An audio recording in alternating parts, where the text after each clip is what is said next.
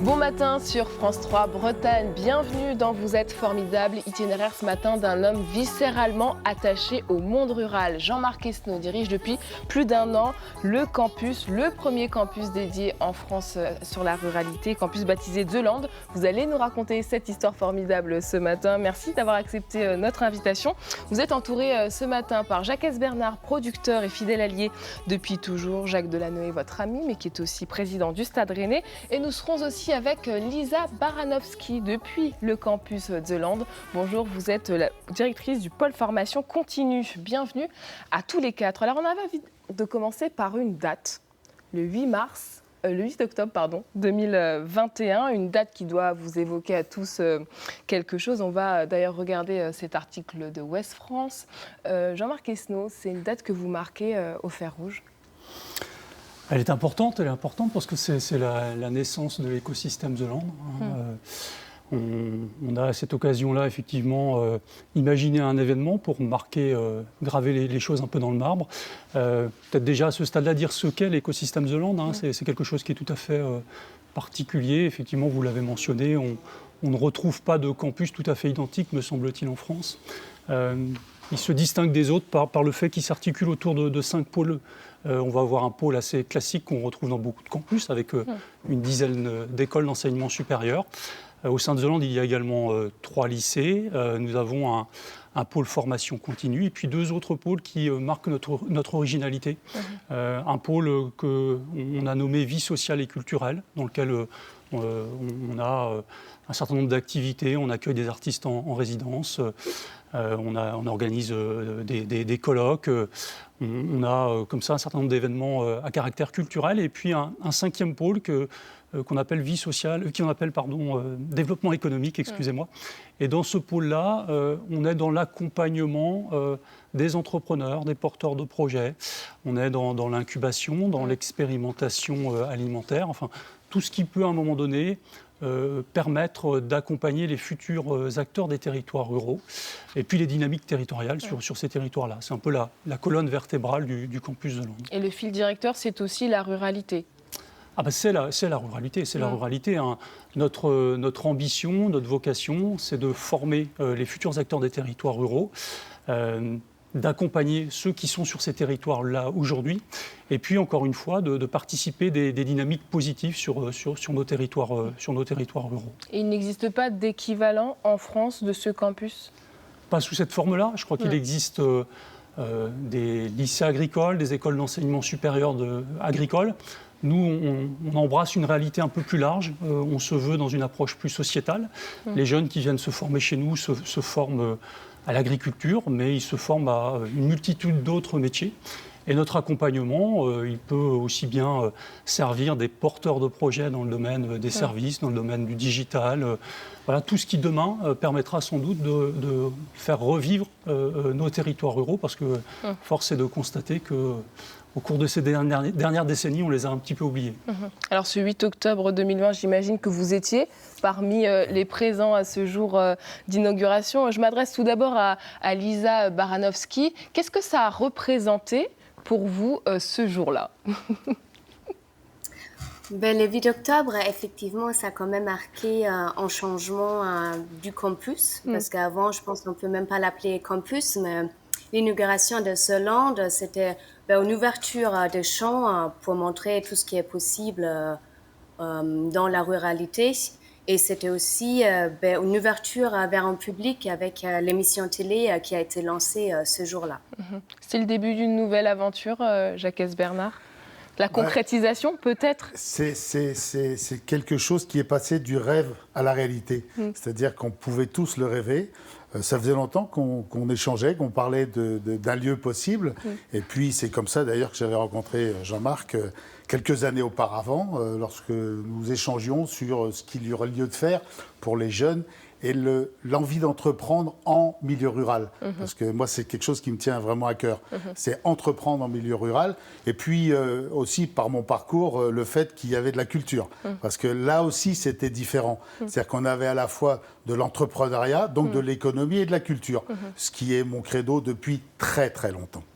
Jacques Delanoë, un lieu qui parle ruralité, mais qui parle aussi économie, culturelle. Un lieu décloisonné, moi c'est ça qui m'a charmé, c'est ce côté d'avoir de l'éducation, avoir de la culture, avoir de l'économie, avoir des labos, avoir des serres, avoir tout une espèce de joyeux mélange qui crée de multiples synergies et qui correspond bien, moi, à ma manière de voir la vie. Donc ça m'a vraiment intéressé. Jean-Marc Esnault, ça nécessite combien de temps ou d'années de maturation un tel projet ? Ça s'est fait sur un pas de temps relativement court, mais néanmoins, c'est à peu près 4 ans à la fois, si on considère l'étape de réflexion et puis de mise en œuvre. C'est-à-dire qu'aujourd'hui, The Land, c'est à peu près 25 entités qui travaillent ensemble dans ce que Jacques nommait tout à l'heure des phénomènes de mutualisation, de synergie, de décloisonnement. Donc il a fallu, au fil du temps, faire venir, imaginer des activités. Et puis, effectivement, il y a quelques mois maintenant, on peut parler de presque de longs mois ou de quelques petites années, on a pu lancer le projet The Land. Mais à quel moment vous vous dites, tiens, je vais y aller, l'idée paraît simple, mais elle n'a jamais été faite. C'est ça qu'on a envie de savoir. Oui. Tout simplement parce que moi, j'ai hérité en direction d'une structure qui est comparable à ce qu'on peut trouver beaucoup en France, des établissements agricoles d'après-guerre, qui ont répondu à un besoin du moment. Ce besoin du moment, c'était de se dire comment est-ce qu'on peut développer en France, particulièrement aussi en Bretagne, une agriculture nourricière. Et je faisais le constat que finalement, ces établissements à caractère peut-être un peu trop spécifiquement agricole ne s'étaient pas renouvelés. Et les enjeux aujourd'hui sont bien différents, les enjeux à la fois dans la ruralité, dans l'agriculture. Il y a des enjeux forts autour de l'alimentation, de la relocalisation de notre alimentation, des enjeux environnementaux. Il y a des enjeux aussi autour du bien-vivre, autour de l'énergie. Et moi, je suis convaincu que sur tous ces sujets-là, on trouvera des réponses dans la ruralité. Encore faut-il, encore une fois, qu'il y ait des structures comme The Land, et puis peut-être d'autres structures demain, pour accompagner ce mouvement-là. Alors vous avez utilisé ce mot, ruralité, qu'on va entendre sous toutes ses formes. On est allé voir un peu ce que donne le Robert comme définition. Donc, caractère de ce qui est rural, qui se rapporte aux choses de la campagne.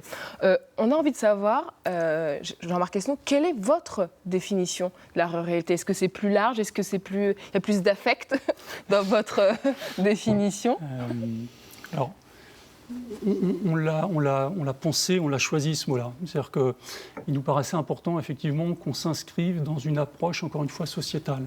The Land accompagne, comme le disait très bien Jacques, les futurs acteurs des territoires ruraux et ceux qui sont en place aujourd'hui, mais dans une logique décloisonnée qui veut aussi, à un moment donné, promouvoir la culture en milieu rural, par exemple.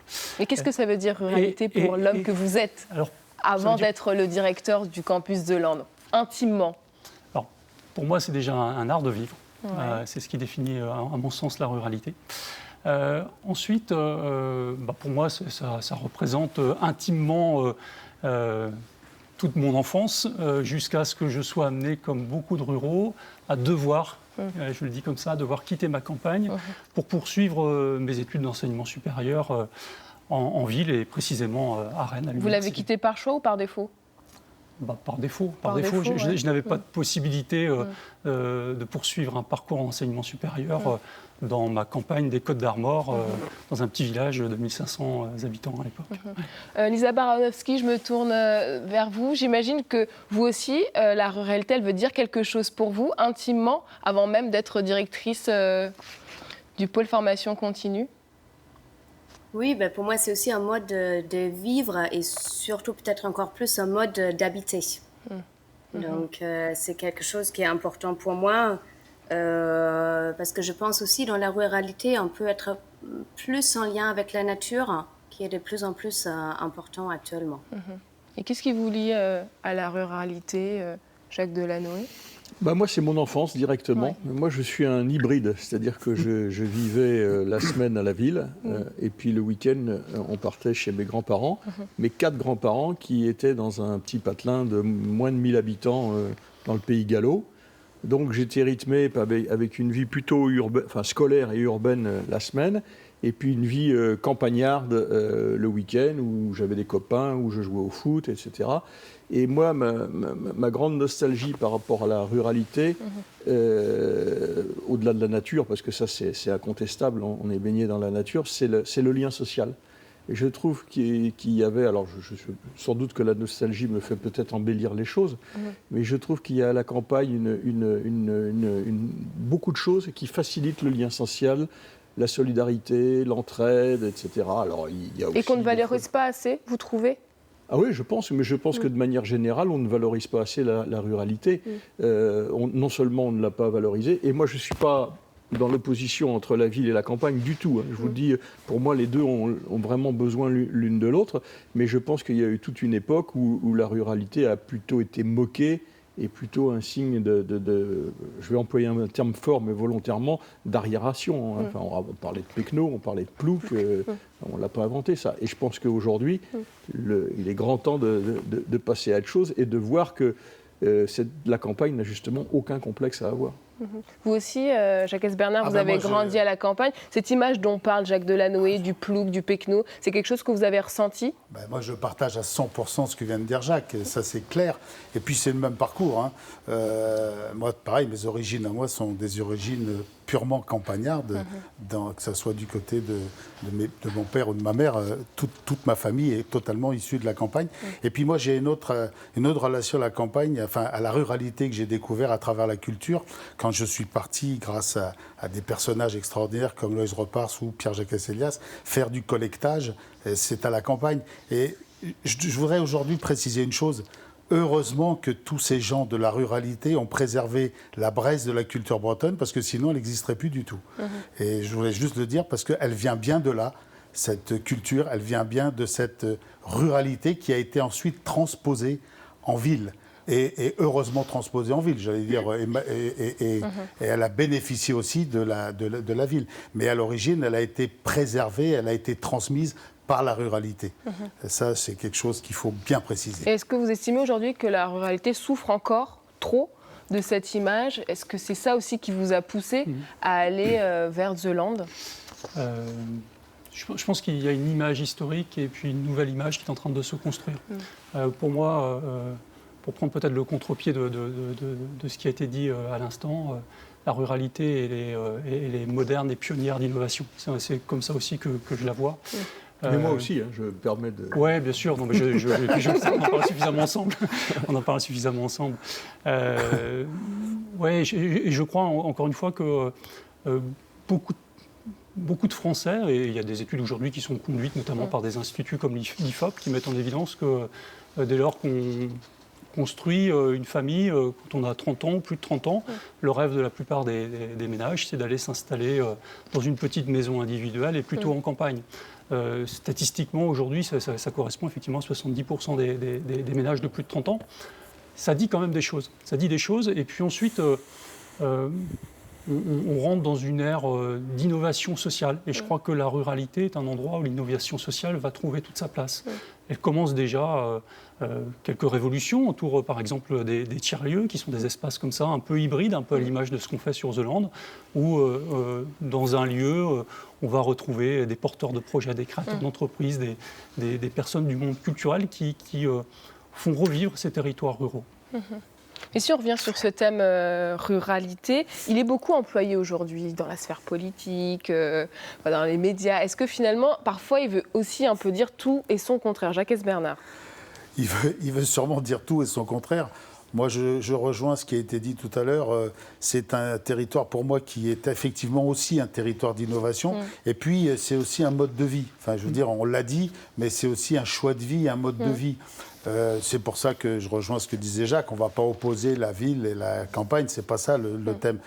C'est de dire, en tout cas, arrêtons de regarder la ruralité et de la délaisser, mais au contraire, faisons-la revivre, faisons-la vivre, innovons, créons, entreprenons. Voilà. Et Voilà justement, comment moi je regarde ça. Pour donner un exemple concret pour les téléspectateurs, afin qu'ils saisissent un peu les enjeux, on va parler du dispositif B5. On va parler avec vous, Lisa Baranowski. Alors, le dispositif B5, c'est un peu une école. La devise, c'est former les leaders de demain.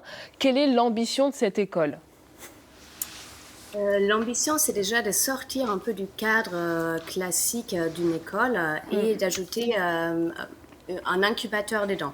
Donc du coup, on veut former des personnes, des leaders de demain, et on les forme, on leur donne effectivement des outils opérationnels sur la stratégie, sur le leadership, mais aussi sur l'innovation avec des personnes, des experts qui interviennent.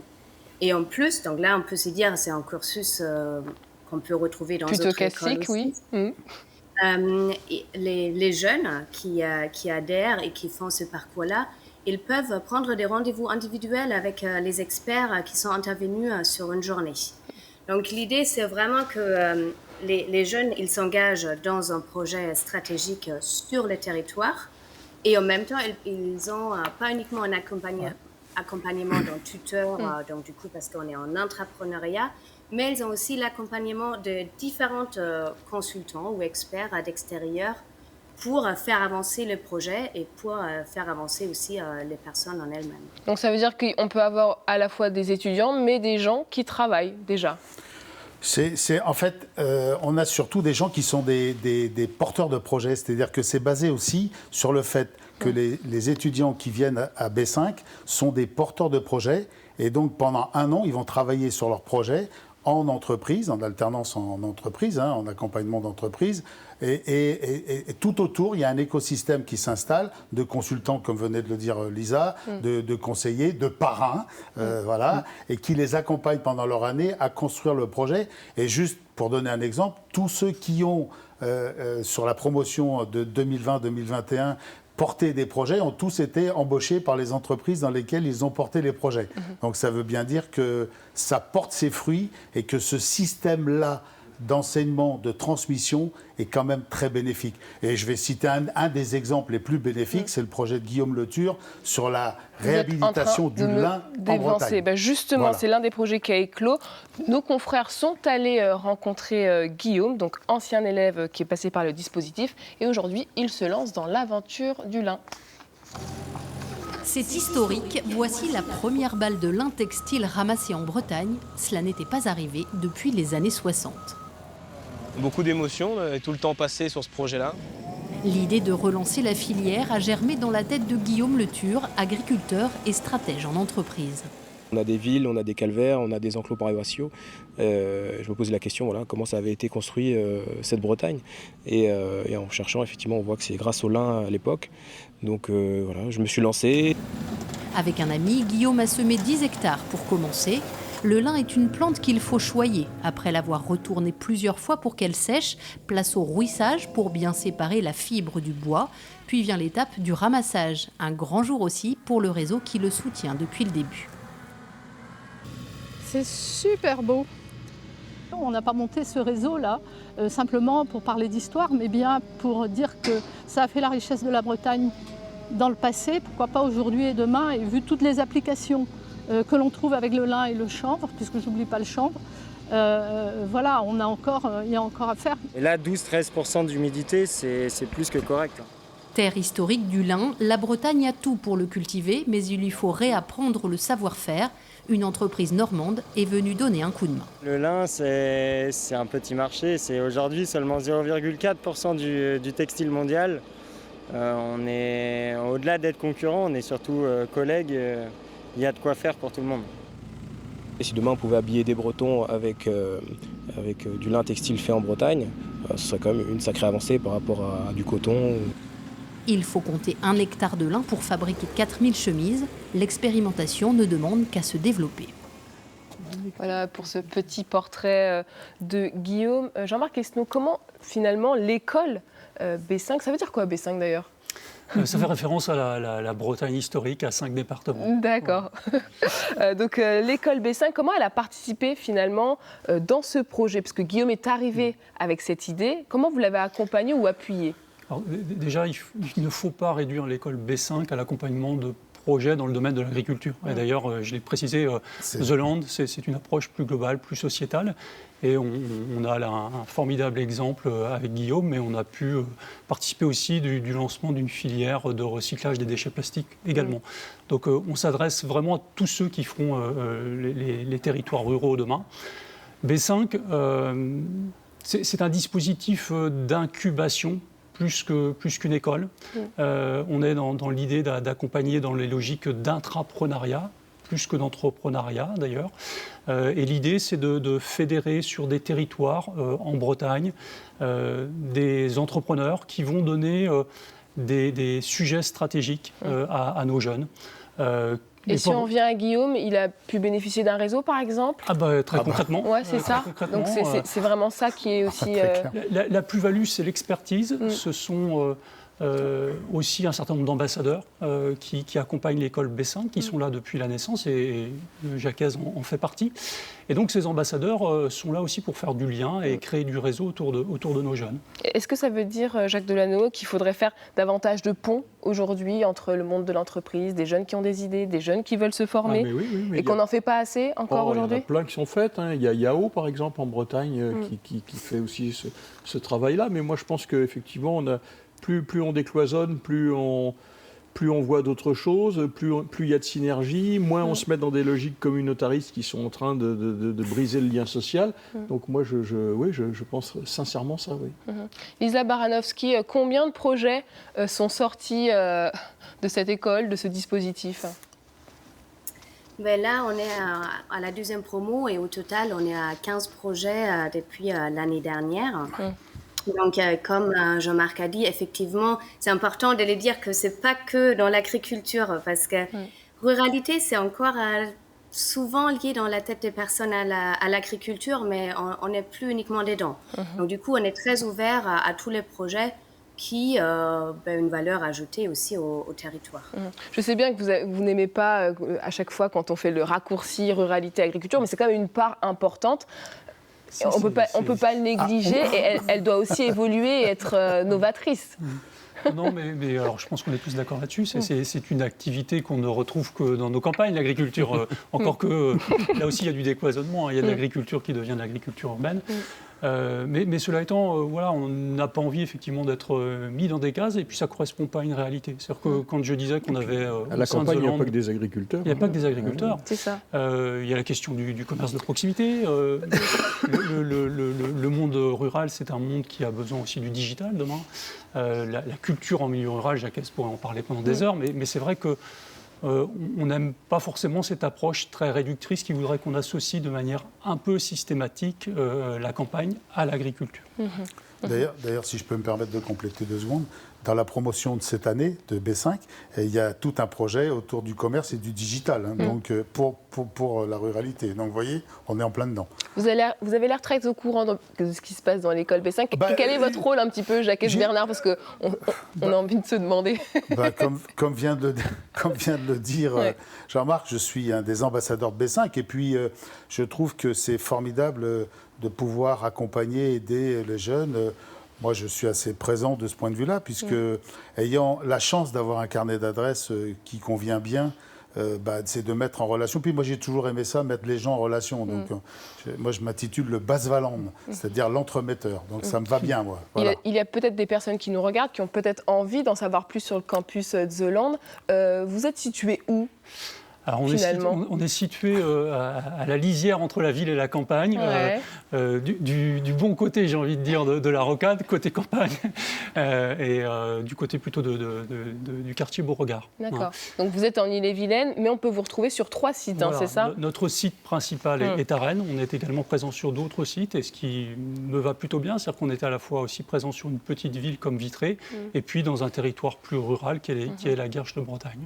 Et comment finalement s'empare la jeune génération qui fréquente le campus, qui fréquente l'école B5? Comment ils s'emparent de ces défis? Qu'est-ce qu'ils vous disent, eux? Ils sont fiers d'être de la campagne, fiers de porter ces couleurs de la ruralité? Alors, je crois que de ce point de vue-là, moi j'ai vécu une vraie évolution dans la manière dont les jeunes percevaient la ruralité.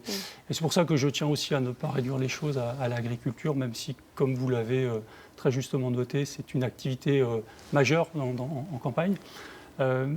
Nos jeunes sont plutôt fiers parce qu'ils ont le sentiment, quelque part, d'être au cœur d'enjeux fondamentaux pour demain. Je l'ai dit, la question de l'alimentaire, la question du commerce, du digital, de l'environnement, des énergies renouvelables, tout ça, ça concerne le monde rural. Alors, je voulais vous faire réagir sur cette dernière enquête de l'INSEE qui s'est intéressée justement aux jeunes ruraux. Nous sommes la 2e région française à concentrer autant de jeunes en milieu rural. Après la Franche-Comté, un jeune breton sur 2 vit en milieu rural. Ce sont des chiffres qui vous étonnent déjà, dans un premier temps? Moi, ce sont des chiffres qui me font plaisir d'abord, parce que forcément, ça veut dire que ça se passe bien. Et ça veut dire surtout que pour le coup, alors qu'il y a eu une période, comme disait Jacques tout à l'heure, de déclin, enfin, on reprend la ruralité, elle est reprise en considération, elle est reconsidérée, et ça veut dire qu'il y a des espoirs de création, de réinstallation. Ça veut dire des familles, ça veut dire des écoles, ça veut dire une vraie vie rurale qui repart. Moi, c'est plutôt très satisfaisant de constater ça. Ça veut dire quoi, ce chiffre, pour vous? Qu'est-ce que ça... Moi, ce qui m'intéresse surtout, c'est le contenu plus que les chiffres en eux-mêmes. Vous avez parlé de fierté tout à l'heure. Moi, il y a un truc qui me marque et qui me fait éminemment plaisir, c'est que j'ai la chance de rencontrer beaucoup de sportifs, d'artistes, de grands patrons, etc., voire même de très grands patrons. Et tous ceux qui sont nés à la campagne, qui sont issus de la campagne, y ont puisé incontestablement une force. Ils en ont aujourd'hui, même s'ils sont un peu plus âgés, une grande fierté et n'ont jamais oublié ni renié la campagne. Et ça, je pense que ça veut dire beaucoup, beaucoup, beaucoup de choses. Ça peut apporter quoi? Ça donne les pieds sur terre. Les pieds sur terre. Et je pense qu'aujourd'hui, on a besoin de ce pragmatisme. Et avoir les pieds sur terre, ça n'empêche pas d'avoir la tête dans les étoiles. Et je pense qu'il y a beaucoup je vous le redis, d'artistes, de grands patrons, etc., qui ont profondément les pieds sur terre et qui ont eu l'ambition d'avoir la tête dans les étoiles et qui n'ont jamais oublié que ça se puisait dans leur enfance à la campagne. Et finalement, la ruralité, ce que vous dites, tout le monde peut se l'approprier aussi, quand même? On n'est pas forcément obligé d'être fils, fille venue de la campagne. Non, absolument pas. Alors, je réagis quand même aux chiffres qui nous est présenté là. Il y a quand même une exception bretonne sur la ruralité. Aujourd'hui, si on a autant de familles, de jeunes sur les territoires ruraux, c'est parce qu'il existe en Bretagne un maillage important de petites villes et de villes moyennes. On a un établissement à Vitré, ça traduit bien cette réalité-là. Et puis le fait qu'on ait des côtes aussi fait qu'en Bretagne, on a une espèce de multipolarité qui fait qu'on peut vivre à la campagne et puis en ayant une petite ville pas trop loin, ce qui rend la vie à la campagne acceptable. C'est très spécifique à la Bretagne. On peut s'en désoler. C'est sans doute aussi parce que depuis de nombreuses décennies, on n'a pas de politique d'aménagement du territoire digne de ce nom, à mon sens, en France. Alors, il y a parfois aussi des citoyens qui prennent le devant, qui veulent créer plus de liens, plus de proximité. On va voir cet exemple à Augan, dans le Morbihan, avec l'ouverture d'une librairie pas comme les autres. Manon Le Charpentier nous explique tout cela. Oui. Marc adore les polars. Pascaline, elle, préfère les romans. Jusqu'ici, pour trouver leur bonheur, ces deux-là devaient parcourir 30 km pour rejoindre le supermarché de Plohermel. Aujourd'hui, ils se sont arrêtés à mi-parcours, trop contents de découvrir la nouvelle librairie indépendante d'Augan. Ça change tout. Ça change la vie, ça évite d'aller plus loin, ça fait vivre le local, ça change tout. Ça manquait. Parce que ça ne va pas toucher que Augan, je pense. Ça va toucher un petit peu plus. Géographiquement, ça va être un peu plus large quand même. Et si cette librairie a pu voir le jour dans une commune d'à peine 1600 habitants, c'est parce qu'elle a été constituée sous forme de SIC, une société coopérative d'intérêt collectif. Les murs, eux, ont été achetés par quelques habitants réunis en SCI, une société civile immobilière qui peut modérer le loyer. Ça, c'est une particularité, c'est que le foncier est maîtrisé. Autrement, le fait que ce soit des associés, on a peu emprunté au niveau des banques. Donc on a les parts associées qui ont permis le financement du projet. Et ça, en fait, ça me paraît presque plus solide qu'un projet où l'ensemble des fonds est emprunté auprès d'une banque.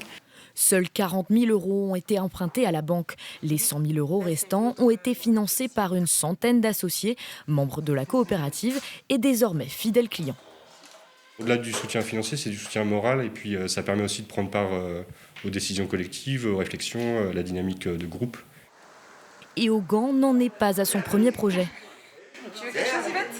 Il y a 10 ans, ce café-restaurant-épicerie est né sur le même modèle coopératif. Des projets pour faire vivre le territoire, avec à la clé des créations d'emplois. 14 pour le café-épicerie, 2 pour la nouvelle librairie. Voilà pour cet exemple à Augan, dans le Morbihan. Alors on vient de le voir, hein, des citoyens motivés, des citoyens qui veulent créer de la vie dans leur bourg. Est-ce que vous vous dites, à l'avenir, il va falloir aussi peut-être emmener ces citoyens qui sont mobilisés et peut-être créer des ponts avec votre campus, par exemple ? C'est notre quotidien. Aujourd'hui, vous le faites déjà ? Oui, on le fait déjà. On accompagne ces dynamiques-là sur un certain nombre de projets. On a vu l'école B5. Il y a d'autres entités qui visent à accompagner ceux qui veulent s'installer dans les territoires ruraux. On a par exemple un dispositif qui s'appelle Enzyme. Et pendant 9 mois, gratuitement, on accompagne tous ceux qui veulent s'installer dans les territoires ruraux et qui s'inscrivent dans des logiques d'économie sociale et solidaire. Ça concerne tous les secteurs d'activité, le commerce, le service à la personne. Ça peut être des projets comme celui qu'on vient de voir à l'instant. Vous parliez tout à l'heure du frein. Pour vous, le frein essentiel, c'est la politique d'aménagement du territoire. En France, c'est quoi le problème pour vous ? Les problèmes sont multiples. La dernière grande politique d'aménagement du territoire, elle date du général de Gaulle. Il a pensé la métropolisation en espérant qu'il y ait des grands ensembles urbains, une dizaine en France, et que de ces ensembles urbains, il y ait un ruissellement vers nos campagnes. Force est de constater que ce ruissellement n'a pas eu lieu. En Bretagne, on vit dans un environnement qui est plutôt favorable aux territoires ruraux, même s'il y a encore, à mon sens, des choses qui peuvent être améliorées. Mais en France, on a des zones qui sont aujourd'hui complètement désertes, c'est-à-dire qu'ils sont peu habités pour cause, parce qu'il n'y a pas les services nécessaires, il n'y a pas les transports nécessaires. Vous savez, aujourd'hui, je crois qu'on a, parmi ceux qui veulent se réinstaller dans les territoires ruraux, 60% d'entre eux n'y vont pas par crainte de ne pas disposer de ces services minimums. Et c'est le transport, le premier oui, clairement. Dossier à attaquer, disons, si on devait reprendre cette politique. Clairement. Quand vous êtes. Je l'avais expliqué un jour, bizarrement, quelques mois ou quelques semaines avant la première crise des Gilets jaunes, j'avais dit, mais les premiers concernés, ce sont les gens qui habitent en milieu rural avec l'augmentation du carburant. Regardez aujourd'hui, on fait quoi ?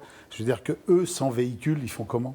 Le problème, c'est que, évidemment, que la politique des transports n'a jamais été pensée. Alors, il y avait des trains avant. Il y a des zones entières où il y avait des trains. Il y avait des trains sur des petits parcours. On a enlevé les rails pour en faire des voies vertes, alors qu'il fallait, au contraire, bien évidemment, renforcer ces transports collectifs, forcément, puisque c'est par les transports collectifs en milieu rural qu'on va aussi régler une partie des problèmes. Et c'est quoi la politique d'aménagement du territoire rêvée par Jean-Marc Esnault ? C'est difficile en 2 minutes comme ça d'imaginer une politique d'aménagement du territoire. On a parlé du transport. Aujourd'hui, je crois que c'est 3500 km de voies ferrées qui sont inutilisées. Je pense que là, il y a déjà un travail important. Il y a un sujet autour de la médecine. Aujourd'hui, bien qu'on ait un environnement plus propice à notre santé dans les territoires ruraux, on vit moins vieux à la campagne qu'en ville. Voilà, 2 sujets déjà qui sont des sujets relativement importants. Transport, médecine. Et puis, souvent, moi, je constate qu'on se réjouit un petit peu trop du fait qu'un habitant de la campagne puisse avoir à proximité de son domicile, un commerce, un médecin. Sauf que la ruralité, c'est autre chose. Vous parliez tout à l'heure de la manière dont moi je l'avais vécu. La ruralité, c'est un art de vivre, c'est un endroit où se crée du lien social. Je crois qu'on partage tous ça. Ce qu'il faut, c'est qu'aujourd'hui, nos bourgs puissent revivre. C'est-à-dire que habiter un territoire rural, ça n'est pas devoir systématiquement le quitter pour faire ses courses le week-end, pour aller chez le médecin. Il faut faire revivre ces bourgs-là. C'est le centre de tout ça, c'est quand même la question du lien social. On vit aussi une crise inédite liée au Covid-19. J'avais envie de vous interroger sur qu'est-ce que ça peut changer. Est-ce que ça peut peut-être accélérer ces dynamiques-là ou est-ce qu'au contraire, ça peut aussi les freiner, on voit Jacques bien Delannoy? que ça a plutôt tendance à les accélérer par le télétravail, par une autre relation au travail, une autre relation à la vie, une autre relation à son confort de vie. Il y a un bien qui est précieux et abordable en campagne, c'est l'espace. C'est plus le cas en ville. On peut le regretter d'ailleurs, mais c'est comme ça. Et ça, donc là, l'après-Covid, alors je ne sais pas si ce sera un monde d'après, mais l'après-Covid, ou en tous les cas le Covid, ont indiscutablement, pour moi, déclenché tout un tas de réflexions et de mises en route qui sont, me semble-t-il, favorables à la campagne. Et par rapport à cette question-là, sur le campus, la vision que vous avez, ça va rentrer en jeu ces bouleversements liés au Covid? Alors, la Covid, effectivement... ça aurait peut-être eu lieu sans le Covid. Enfin, je veux dire, le Covid est un accélérateur. C'est un catalyseur. D'ailleurs, si on s'intéresse un peu au mouvement démographique, la population progresse plus aujourd'hui en pourcentage en campagne qu'en ville. C'est quelque chose qu'on n'a pas forcément à l'esprit. Si on regarde le marché de l'immobilier, aujourd'hui, la demande elle est très forte dans les territoires ruraux. Et vous m'interrogiez à l'instant sur les politiques d'aménagement du territoire. Il y a aussi ce sujet-là. Comment est-ce que demain, on fait cohabiter, coexister, se créer du lien sur les territoires ruraux entre les ruraux historiques et les néo-ruraux. Et donc effectivement, nous, au sein de The Land, toutes ces questions-là nous intéressent, et notamment au travers d'un think tank qui agrège une trentaine de dirigeants, de politiques, d'acteurs des territoires ruraux, dans une logique un peu décloisonnée qui m'est chère et qui est chère aussi à mes deux amis présents ici. Alors dans l'actualité de The Land, il y a aussi les Coqs d'Or, un concours qui récompense les nouvelles dynamiques rurales. C'était une manière aussi d'ouvrir au grand public ces Coqs d'Or, parce que ça marche bien, les concours de qui a gagné, qui est... Oui, puis, enfin, je peux parler à ta place, Jean-Marc, mais je pense que si la campagne veut se valoriser, qu'elle le fasse d'abord par elle-même, avant d'attendre que ça vienne de je ne sais où. Donc l'idée de ces concours, c'est surtout de révéler toute cette vitalité créative qu'il peut y avoir à la campagne et qui mérite d'être mise sous le projecteur. Exactement. Et d'ailleurs, notre slogan dans notre communication aujourd'hui, c'est les solutions sont dans les territoires ruraux. Ça veut bien dire ce que ça veut dire. Il nous reste une minute. On a envie de savoir comment vous arrivez à emmener des gens qui sont dans des univers totalement différents du vôtre, même si vous avez un point d'accroche qu'est la ruralité, mais il faut amener le président du Stade Rennais, le producteur de musique. Non, mais vous êtes dans des univers différents et vous arrivez... Peut-être parce que Jacques l'a dit tout à l'heure, on a les pieds sur terre et on a le droit de rêver en même temps et on a le droit de rêver à demain, on a le droit d'imaginer demain et on a le droit de profiter, d'imaginer, de rêver demain pour embarquer des gens avec nous totalement différents pour imaginer ce demain. Mais ce qui vous a touché aussi, parce qu'on en a parlé pour préparer cette émission, c'est l'approche à laquelle... on adhère à l'idée de base de Jean-Marc. Sinon, s'il n'est pas là, nous, on n'est pas forcément là non plus. Ou alors... Vous avez été sensible à ça, il a changé... Complètement. Moi, complètement, réalistement, oui. Je n'ai construit que dans les rencontres avec les gens et les personnes qui sont à mes côtés aujourd'hui peuvent témoigner de cela. Et puis, il y a quand même quelque chose qui les réunit, tous les trois. C'est qu'ils sont à la fois... spirituel, pragmatique et engagé. Il est formidable, Jean-Marc Quesnot, Lara Borskis. C'est une fausse question, mais on vous laisse le mot de la fin. Pardon, c'était à moi? Oui, il est formidable, Jean-Marc Quesnot, comme directeur, j'imagine. On ne peut pas dire le contraire. Il est très formidable. Donc, moi, je suis salariée, donc j'ai quand même intégré aussi The Land pour faire partie de cette aventure. Merci beaucoup à tous d'avoir été avec nous. Merci Jean-Marc Esnou de nous avoir embarqués dans cet écosystème rural si dynamique. On a une petite tradition dans Vous êtes formidables, je ne sais pas si vous le savez, c'est la photo de fin d'émission. C'est l'heure. Merci à tous les deux. Merci à vous, Lisa. Très belle journée sur France 3 Bretagne. À demain. Parti pour la photo. On a oublié l'appareil, donc ce sera avec le téléphone. C'est parti. C'est parti. Et voilà.